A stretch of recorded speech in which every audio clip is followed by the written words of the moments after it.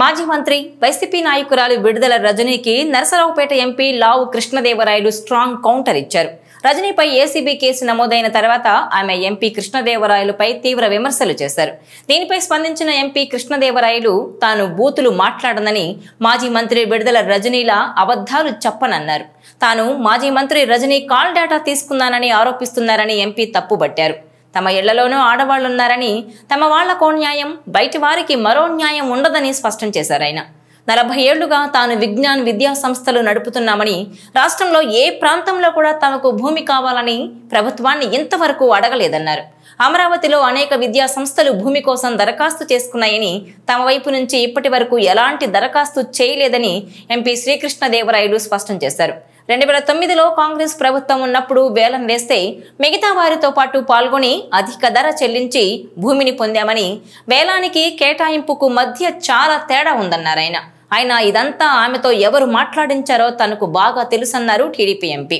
ఒకరిని విమర్శించే ముందు వివరాలు తెలుసుకోవాలని, నిజాలు తెలుసుకోకుండా మాట్లాడితే నవ్వుల పాలవుతారని ధ్వజమెత్తారు. తాను వైసీపీ నుంచి బయటకు వచ్చిన తర్వాత ఏ ఒక్క వ్యక్తి గురించి మాట్లాడలేదని, కానీ ఇప్పుడు నా వ్యక్తిత్వ హననానికి పాల్పడుతున్నారని ఫైర్ అయ్యారు. అందుకే తాను ఇప్పుడు మాట్లాడాల్సి వచ్చిందన్నారు.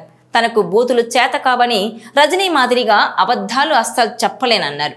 ఈ వ్యవహారాన్ని మొదలుపెట్టింది మీరే, ఇప్పుడు దీన్ని తాను మరింత ముందుకు తీసుకెళ్తున్నానన్నారు. ఈ క్రమంలో చాలా మంది దగ్గర డబ్బులు తీసుకుని రజనీ తిరిగి ఇవ్వలేదని శ్రీకృష్ణదేవరాయలు ఆరోపించారు.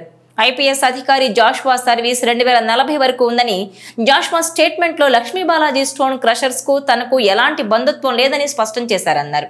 2021 ఆగస్టు 24న ఫిర్యాదు వచ్చిందని, లక్ష్మీ బాలాజీ స్టోన్ క్రషర్స్ లో అక్రమాలున్నాయని ఫిర్యాదు చేశారన్నారు.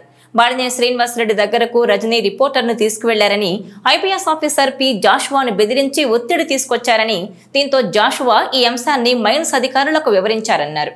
మైన్స్ విభాగం అధికారులు భారీ ఫైన్ వేశారని ఎంపీ శ్రీకృష్ణదేవరాయలు వివరించారు. అక్రమాలు చేసి మళ్లీ రెడ్ బుక్ అంటూ బుకాయించడం కరెక్ట్ కాదని మండిపడ్డారాయన. అధికారులను బెదిరించి డబ్బులు లాక్కున్నారని, మాజీ మంత్రిపై ఫిర్యాదులున్నాయని ఎంపీ తెలిపారు. చాలా మంది దగ్గర డబ్బులు తీసుకుని రజనీ తిరిగి చెల్లించలేదని ఆరోపించారు. 10 రోజుల క్రితం ఒక మధ్యవర్తిని తన దగ్గరకు పంపించి ఈ కేసును ఆపమని రాయబారం నడిపిన మాట నిజం కాదా? ఆ స్టోన్ క్రషర్స్ కు డబ్బులు తిరిగి చెల్లిస్తానని చెప్పిన మాట నిజం కాదా అంటూ ప్రశ్నించారాయన. తప్పులు చేసిందంతా చేసి ఇప్పుడు రెడ్ బుక్ రాజ్యాంగం అంటే ఎలా అంటూ రజనీని నిలదీశారు టీడీపీ ఎంపీ లావు శ్రీకృష్ణదేవరాయలు. ఆమె నుంచి వేధింపులు ఎదుర్కొన్న స్టోన్ క్రషర్స్ సంస్థ కేసు పెడితే తనపై ఎందుకు ఆరోపణలు చేస్తున్నారని ప్రశ్నించారాయన. ఈ వీడియో మీకు నచ్చినట్లయితే please share, like and subscribe R24 Telugu.